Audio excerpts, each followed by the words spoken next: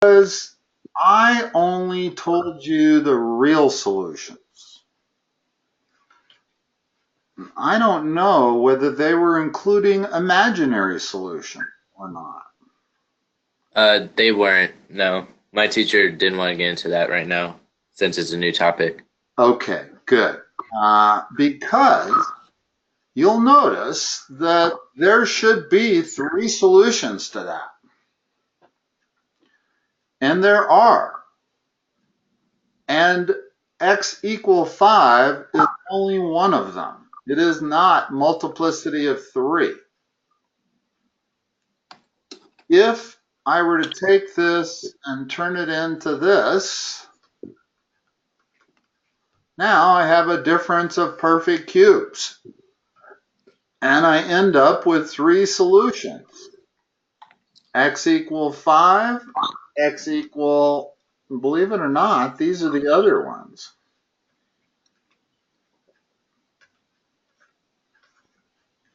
There's your 3 solutions. If you take this Okay. solution and multiply it by itself 3 times, you will get this. Okay. So I'm glad. I suspected that that was the case, but I really didn't know for sure, and I certainly didn't want to be giving you the wrong kinds of answers to what we were looking at. So are we still on big ideas today? Yes. So the page is 248. Okay.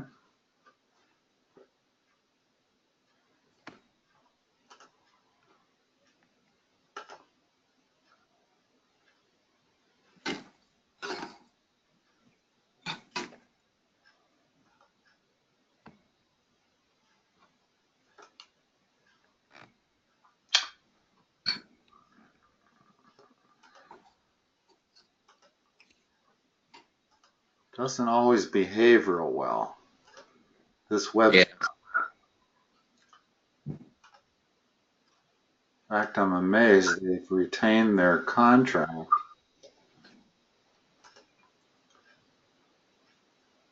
All right. Where do we want to begin here? So problem 10. Okay. Oops. And only the even ones. So it's from 10 to 20 even. Okay.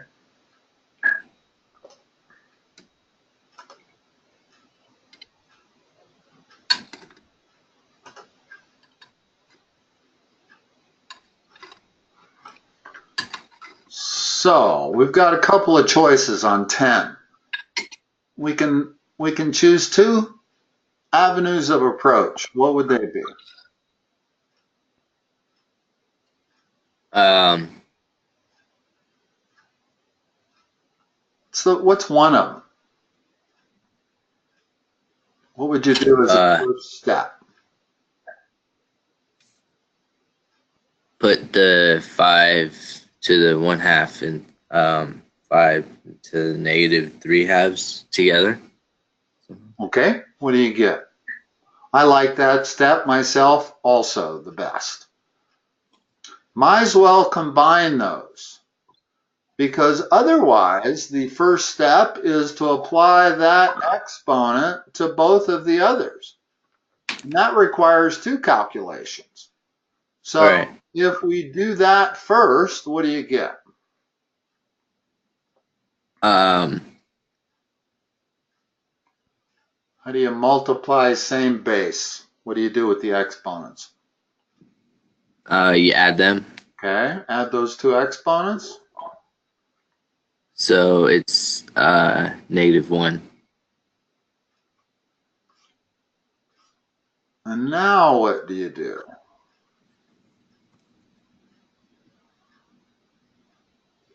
So you uh, multiply it out. So 5 to the what? uh,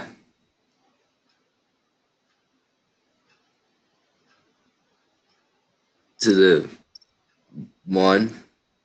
Multiply those two numbers.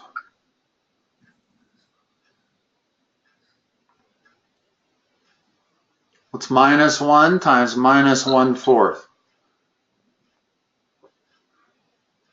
Negative 1/4. It's a negative times a negative. 1/4. Okay. So there's your answer. You could also write that as the 4th root of 5. Either way.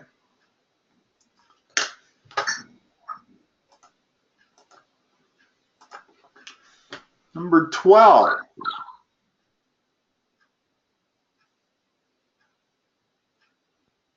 What's the first thing I'm going to do? So put the top 49 and 3/8, I think that is.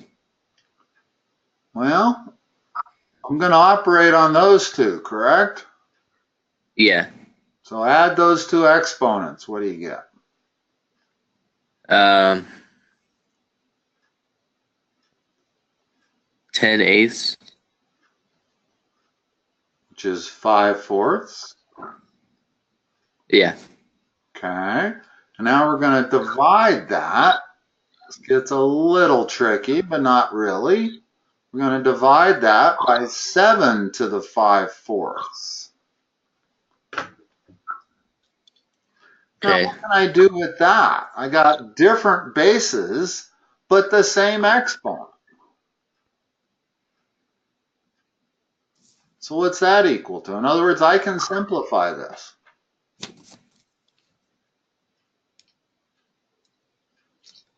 So,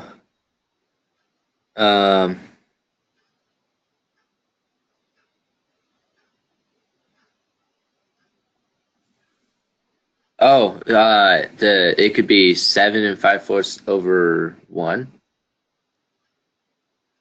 right?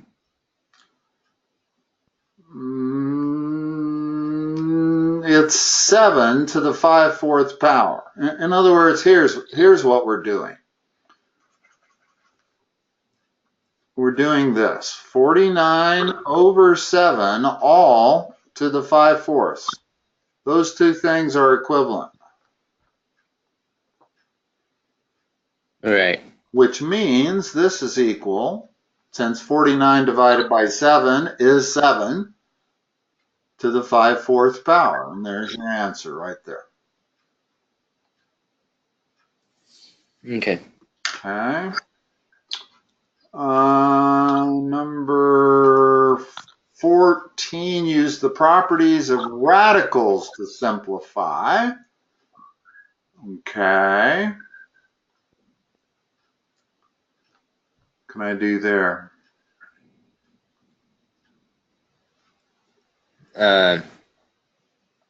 So,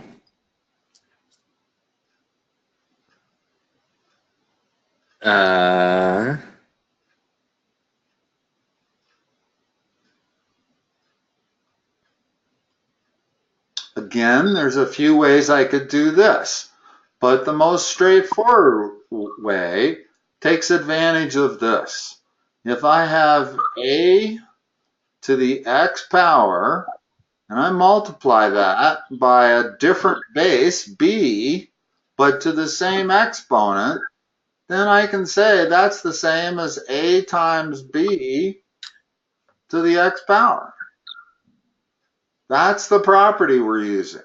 We used the same property on the previous problem, only it was division, wasn't multiplication. This one is multiplication. Well, okay. what I'm looking at here is this. Notice the exponent is 1/3. Okay. So what's this thing equal to before I simplify it totally?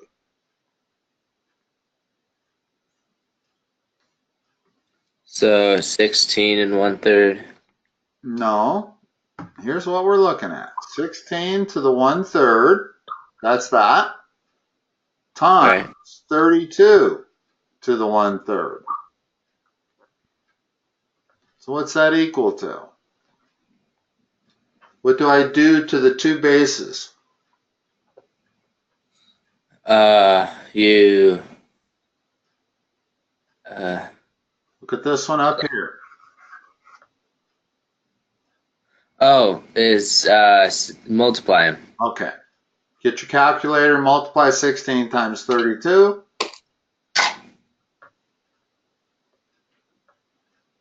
512. And now take the cube root of that, or raise it to the 1/3 power.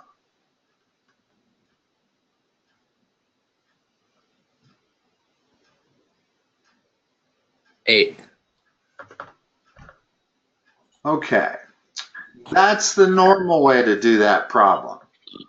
In the interest of looking at alternative ways, let's just check out one slightly different way. I think this wouldn't be too tough.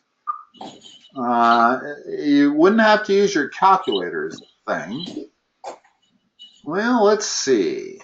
16 to the 1/3 power is the same as 8 to the 1/3 times 2 to the 1/3.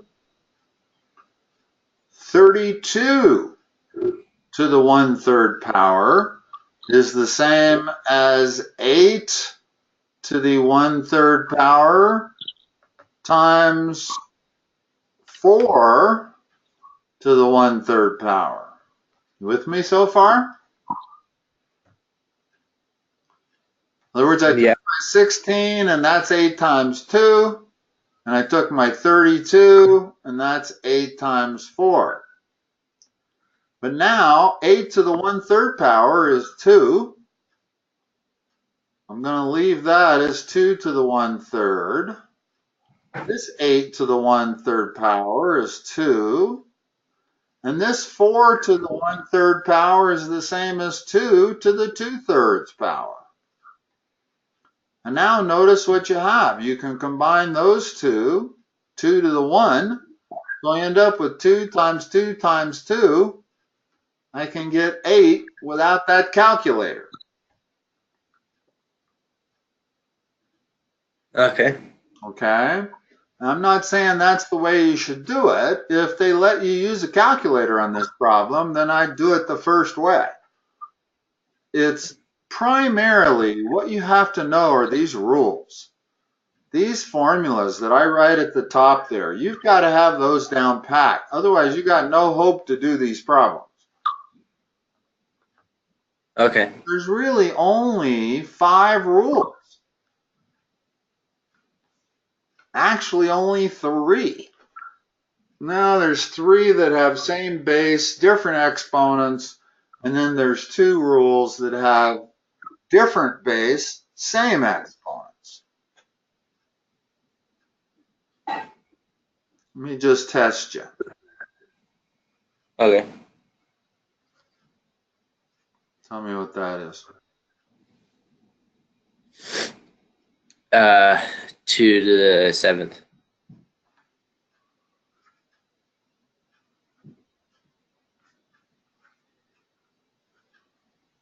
What's that?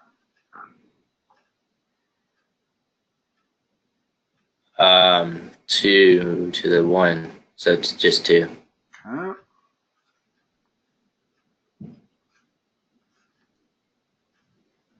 What's that? 2 to the 15th. Okay. Those are your 3 primary rules. Notice same base, same base, same base, same base, same base. Okay.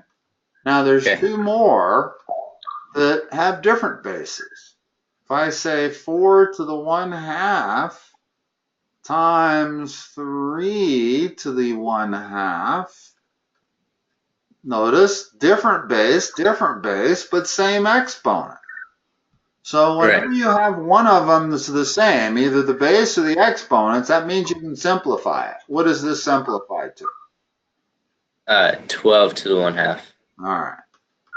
And finally, if I have 6 to the 1/3 power divided by 2 to the 1/3 power. What's that?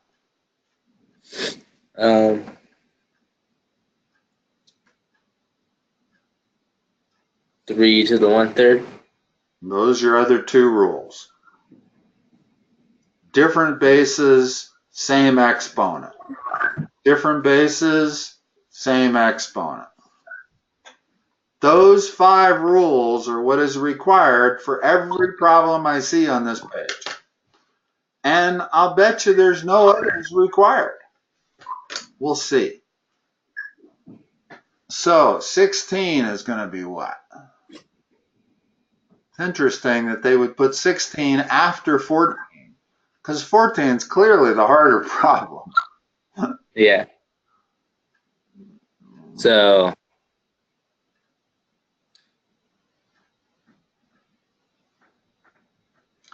first of all, turn it into exponential expression. That's always the key. Don't use radical signs. Turn it into exponentials. So what have I got here? 8 to the 1/4 times 8 to the 1/4. And now it's in the form that we were just talking about. And I can do a couple of things. In other words, I've got same base and I have same exponents. So I can use either rule. Right. Use the same base rule. What does that become? 8 to the 1/2. Which is, to put it back in their terminology, that. Okay. That's really the best way to do that. In other words, I could have also said 64 to the 1/4. That would also be true. But that's actually not as simplified as square root of 8. The 4th root of 64 is not as simplified as square root of 8. So these are just like anything else. You want to simplify them. All right, what am I going to do with number 18? Rewrite it, first of all.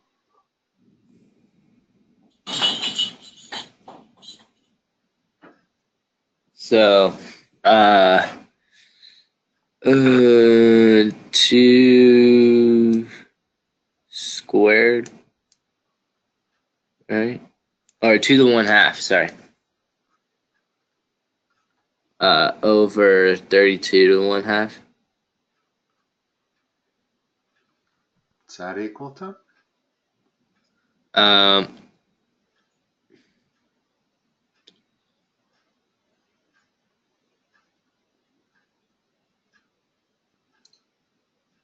Which rule are you going to use? Same base, different exponents, or different base, same exponents? Different base, same exponents. Okay. So how I can write that is 2 over 32 all to the 1/2 power. That's my first step. And now simplify that.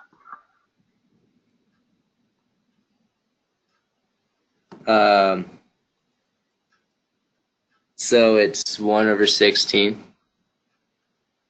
To the 1/2 power. Right. Now, simplify this next step. It's not quite obvious, but it's something you want to learn.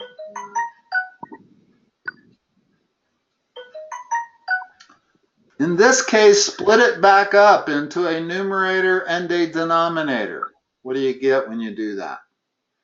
In other words, apply that rule in reverse. You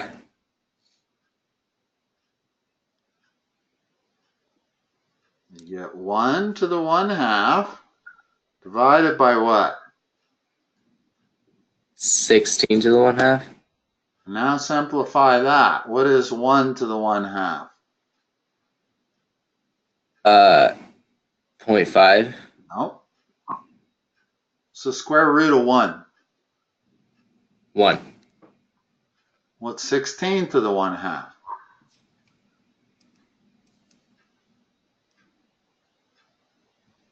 the square root of 16? 4. Here's your answer.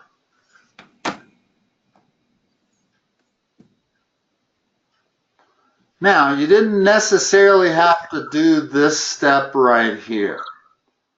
But given what we're dealing with here, those 5 rules, this is really the most logical way to go.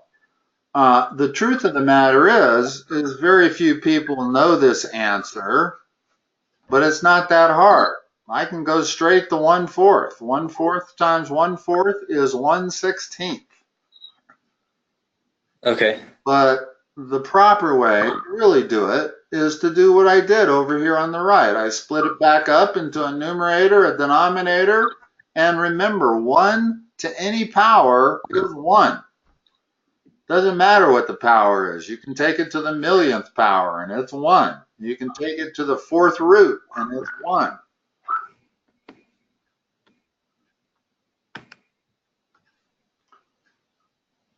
And again, there's a couple of ways to do that. Notice that I could write it as square root of 2 over square root of 16 times square root of 2. And then those cancel out, and I'm left with 1 over square root of 16, which is 1 over 4. So there's a few ways to do these. You can split them up first, or you can do it afterwards. All right, let's do number 20. So first of all, convert everything to fractional exponents and tell me what to write.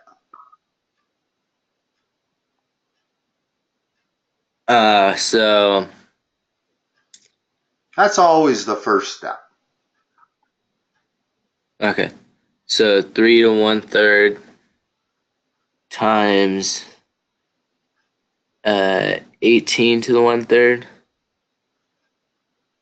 over 2 to the 1/4. 1/6, I think. 5 to 6. Oh, okay, 1/6 times 2 to 1/6. Okay. Now,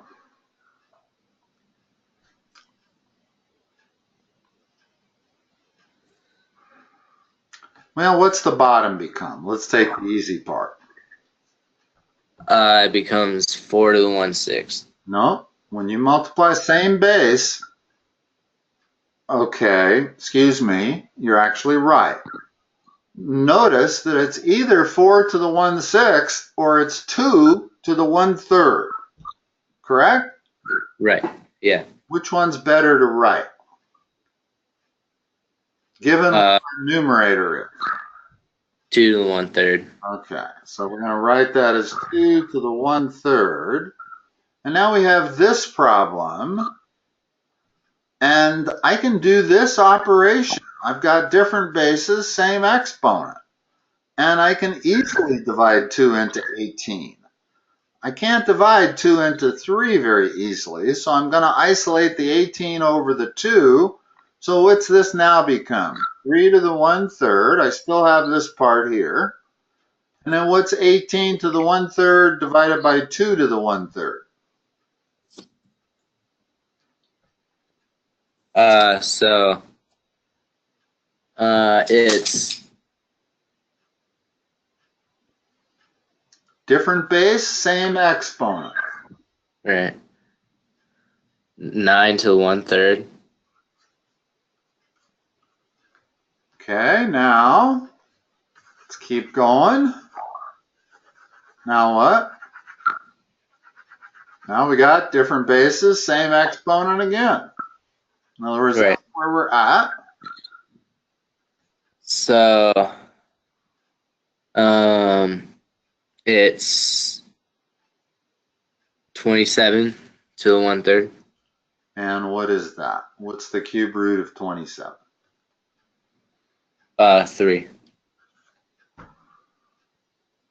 There you go. And again, there's another way to do this that's a little different path. It'll still get you to 3. but I'm not sure it's easier. It's just worth knowing. But notice every one of these problems used one of those 5 rules. Those 5 rules are the crux of all of these kind of problems that are dealing with the properties of, it says properties of radicals. What it really means is properties of exponents, right? Okay. In other words, these 5 rules can be summarized as the properties of exponents. When you have same base, different exponents, or if you have different base, same exponents, then you can apply the rules of exponents. Now I noticed that pretty much everything over here is like that. There they've already converted to exponents for you, so you don't have to do that as the first step. Same with those there. Do you have any others to do today? Actually, I have a 4 o'clock, so I can't go past 4, but I could do 1 or 2 more if you have more to do on this page. Yeah, I do. Let's do as many as we can do here. Okay. So the next one is 38. And it's also even, so Okay. starting at 38. All right. So let's do the same thing. Convert it to exponent. Right. So,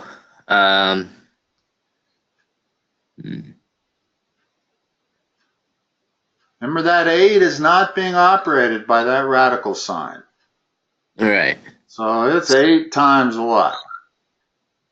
5 to the 1/6. Okay. And then, minus 12 times 5 to the 1/6. Now I want you to consider 5 to the 1/6 to be an apple. Okay? Okay. So what I really have here is 8 apples minus 12 apples. How many apples do I have?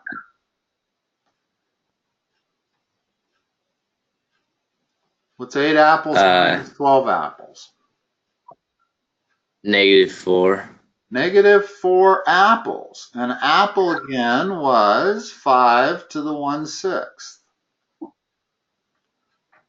Okay. And I call it an apple is because you can add and subtract apples. If this was, say, 4 to the 1/6, well, then it's not an apple, it's an orange. And I cannot subtract 12 oranges from 8 apples. So I wouldn't be able to do that. But as long as these two terms are the same, 5 to the 1/6, then I can add them and subtract them. As opposed to everything we've been doing so far, notice that everything so far has been multiplying and dividing. We didn't do any adding and subtracting at any point. But you can add and subtract as long as you're adding and subtracting similar things. So what's that answer? Don't need to rewrite it. They already wrote it with exponents. So Okay. what's the answer? 9 times 8 to the 1/4. 8 to the 3/4. 3/4, sorry. Now the question is, can I simplify that?